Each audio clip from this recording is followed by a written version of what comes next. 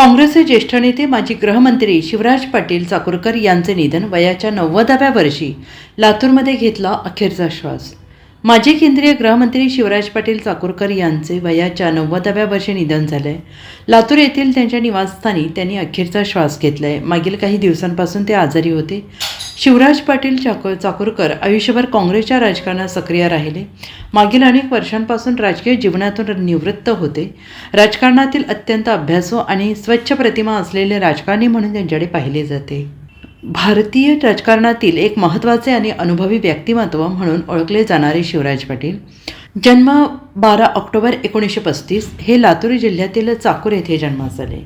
उस्मानिया विद्यापीठातून विज्ञान विषयात पदवी आणि मुंबई विद्यापीठातून कायद्याचे शिक्षण घेतल्यानंतर त्यांनी 1967-69 या काळात लातूर नगरपालिकेमध्ये काम करत राजकारणात पाऊल ठेवले। Bureau report SBN Marathi Latur.